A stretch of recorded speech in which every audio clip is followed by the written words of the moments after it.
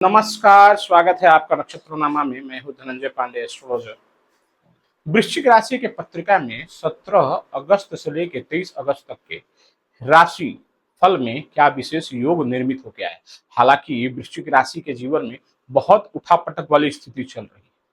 अगर कहा जाए कि उनके जीवन में एक तरफ कुआं, दूसरे तरफ खाई और एक नया एड ऑन, तीसरे तरफ समुद्र है, डूबने की भी स्थिति बन रही है। ऐसे में वृश्चिक राशि के जीवन में इस सप्ताह, पिछले सप्ताह तो बुरा था, इस सप्ताह क्या विशेष लेकर के आया है, चलिए चेक करते हैं। क्या ऐसी परिस्थितियां बन रही हैं जो कि उनके जीवन में तारनहार के रूप में कुछ अच्छे रिजल्ट्स लेकर के आ सकते हैं। वृश्चिक राशि के पहले एक जरूरी सूचना, इस वीडियो को आप अपने राशि के आधार पर देख सकते हैं। अगर चाहें तो जन्म चक्र यानी कि लग्न पत्रिका के आधार से भी देख सकते हैं। अगर आपको दोनों में से किसी की जानकारी नहीं है तो आप इसे अपने पुकार नाम के अनुसार भी देख सकते हैं। शुरू करते हैं राशि चक्र के पहले भाव से, जो कि आपके व्यक्तित्व को दर्शाता है, आपके जीवन के गुण कुल रहस्यों को प्रदर्शित करता है। आपके भीतर कितनी ऊर्जा है, कहाँ आपको प्रोटेक्शन मिल रहा है और कहाँ आपके लग्नेश और लग्न के स्वामी आपको थोड़ी सी ऐसी स्थिति में ले जा रहे हैं जो कि आपके लिए थोड़ा प्रतिकूल है। चेक करते हैं राशि के पहले चक्र से, पहले भाव से।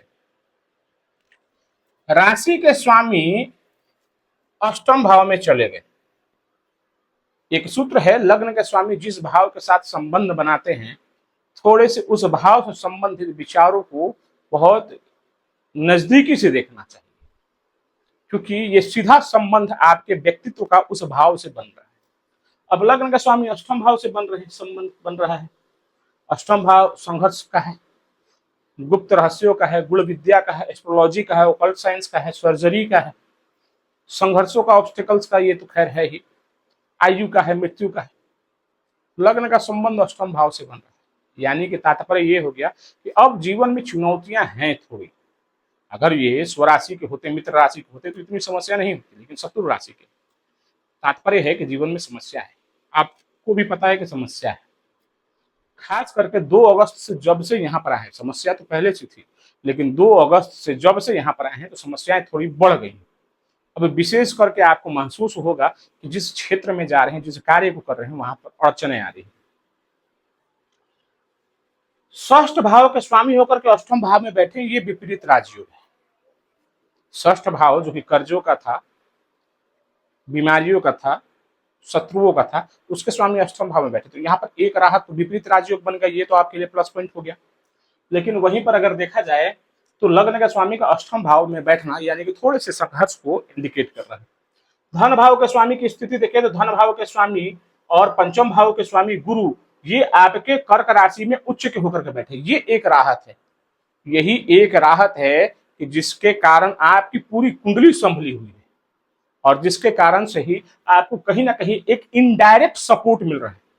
क्योंकि शास्त्र मत है कि गुरु की दृष्टि कहीं से भी अगर आपके लग्न पर पड़ जाए तो यकीन मानिए, चाहे परिस्थिति कैसे भी हो, चाहे आप समुद्र में हो, तूफान में हो, या फिर जाकर के ऐसी परिस्थिति में हो कि जहां पर लोग त्राही त्राही करते हैं, वहां से भी देव गुरु बृहस्पति आपकी रक्षा करके आपको प्रोटेक्ट करके लेके आ जाएंगे। तो ये स्थिति बहुत अच्छी हो गई। तीसरे घर के स्वामी और चौथे घर के स्वामी शनि जाकर के पंचम भाव में बैठ गए हैं, तो यहाँ पर तो केंद्र त्रिकोण राजयोग बन रहा है, अच्छी बात है। भूमि मकान वाहन के अच्छे सुख मिल रहे हैं, लेकिन चौथे घर में राहु बैठे। चौथे घर में राहु का मतलब कि घर में कलह का वातावरण बना, साथ में प्रॉपर्टी से रिलेटेड डिस्प्यूट, माता के सेहत पर विशेष प्रभाव और घर में जैसे कि शुभता की कमी, ये आ जाता है। तो ये तो चल रहा है आपकी पत्रिका में। हालांकि लाभ की स्थिति अब बन रही है। अगर भूमि मकान वाहन का योग आप ढूंढ रहे थे, अगर कुछ परचेज करना चाहते थे, तो जब से 2 जून से गुरु की दृष्टि आपके चतुर्थ भाव पर पड़ रही है, तो ये योग यहाँ पर निर्मित हो रहा है। हालांकि यहाँ पर स्थितियां अभी भी थोड़ी सी ऐसी है जो परेशान कर सकते हैं। पंचम भाव में शनि बैठे हैं, जो उदर का भाव है, हायर जो है ना एसिडिटी, गैस्ट्रिक की समस्या आपको यहाँ पर देंगे। पानी का सेवन अधिक आपको करना चाहिए। शनि यहाँ पर बैठ के आपके शिक्षा, अगर आप स्टूडेंट हैं, विद्यार्थी हैं, तो शिक्षा में थोड़ा सा विलंब करेंगे, और साथ ही अगर आप हायर एजुकेशन के लिए प्रयासरत हैं तो थोड़ा सा समय आपको लगने वाला है, क्योंकि शनि जिस भाव से संबंध बनाते हैं उन चीजों से रिजल्ट देने में थोड़ा विलंब कर देते हैं। लंबे समय से प्रतीक्षा में थे। अगर युवतियों की बात करें, विवाहिताओं की, तो वो प्रतीक्षा में थे कंसीव करने के लिए, प्रेगनेंसी के लिए। तो यहाँ पर संतान योग अच्छे निर्मित हो रहे हैं, खास करके जब से गुरु की दृष्टि पड़ रही है। ऐसे यहाँ पर शनि थोड़ा सा विलंब कर रहे थे, हालांकि ये योग आपके लिए अच्छा है। सप्तम भाव की बात करें तो सप्तम भाव के स्वामी शुक्र जो है वो आपके नीच के होकर के लाभ भाव में बैठे हैं। हालांकि लाभ देंगे ये, 11वां घर ही ऐसा घर होता है कि जहां पर नीच के भी ग्रह अगर हो तो थोड़ा सा लाभ तो जरूर दे देते हैं। सप्तम के स्वामी और साथ ही आपके पत्रिका के द्वादश के स्वामी लाभ भाव में बैठ गए। खर्चे अनगिनत, लाभ जो आ रहे हैं वो तो धीरे धीरे आ रहा है, लेकिन खर्चे भी बढ़ते जा रहे हैं। मिसेज के साथ डिस्प्यूट भी बढ़ रहा है, या पार्टनर के साथ, हस्बैंड के साथ डिस्प्यूट जैसी स्थिति। इसलिए मैंने कहा ना घर के न घाट के, इस प्रकार की स्थिति बनी। चौथा घर खराब, सातवां घर खराब। अब आ जाते हैं अष्टम भाव में। अष्टम भाव में लग्न के स्वामी आकर के बैठे हैं, जो कि संघर्ष पैदा कर रहे हैं, और अष्टम भाव के स्वामी पिता के भाव में बैठ गए। अब पिता को सेहत से संबंधित समस्याएं दे सकते हैं ये। क्या समस्याएं? तो न्यूरोलॉजिकल प्रॉब्लम, विशेष ध्यान रखिएगा। अगर जरूरत पड़े तो बुध का दान जरूर करवाइएगा। हालांकि गुरु उच्च के होकर के बैठे हैं, अच्छी बात है, लेकिन फिर भी विशेष ध्यान रखिएगा। गुरु यहाँ पर यह सुनिश्चित कर रहे हैं कि बात आगे नहीं बढ़ेगी, कंट्रोल में आ जाएगा जो भी समस्या होगा। लेकिन बात तो बुद्ध तो ये कह रहे हैं ना कि समस्या आएंगी। भाग्य का समर्थन आपको मिलेगा, लेकिन शुरुआती फेज में थोड़ी अड़चने आएंगी। अब बात करें तो भाग्य की स्थिति मिला जुला करके ठीक है। पिता के साथ संबंध आपको अच्छा बना करके चलना है, क्योंकि बुध यहाँ पर बैठे हैं। पिता के जीवन में थोड़ा सा फाइनेंशियल लॉस की भी स्थिति दिख रही है यहाँ पर, क्योंकि बुध गुरु जो है अपने घर से 8वें घर में बैठे। ठीक है, अब आ जाते हैं आपके करियर हाउस में। करियर हाउस में सूर्य 17 तारीख को, 17 तारीख से ये वीडियो रिलीज होगा, 17 तारीख के लिए, और 17 तारीख से ही सूर्य यहाँ पर आ रहे हैं। तो थोड़ी सी स्थिति यहाँ पर अच्छी हो रही है कि सूर्य अपने घर में जा रहे हैं। तो जो कॉन्स्पिरेसी चल रहा था, जो प्रेशर क्रिएट हुआ था करियर हाउस में, जो एक प्रभाव बहुत ज्यादा कष्टकारक हो रहा था आपके कार्य क्षेत्र में, वहां पर थोड़ी सी राहत मिलेगी। लेकिन ये आपको टॉलरेट करके, ये और एक तरह से देखा जाए तो डिस्टर्बिंग है। पहले अकेले केतु थे तो आप अंडर इन्फ्लुएंस में थे, कोई बहुत ज्यादा चिंता की बात नहीं। लेकिन जब सूर्य पहुंच गए तो यहाँ पर ग्रहण का जैसे योग बन गया। अब क्या है, आपके भीतर भी उतनी ही ऊर्जा आ गई है।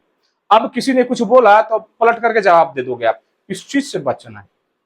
सूर्य केतु का योग यहाँ पर, इस चीज से आपको सावधानी रखनी है। लाभ भाव में शुक्र बैठे हैं, आय का मार्ग तो देंगे, लेकिन रुक रुक दे करके देंगे। 12वें घर के स्वामी नीच के होकर के लाभ भाव में बैठे हैं, जो कि खर्चों में वृद्धि कर रहे हैं, लेकिन आय के निरंतर मार्ग खोले हुए हैं।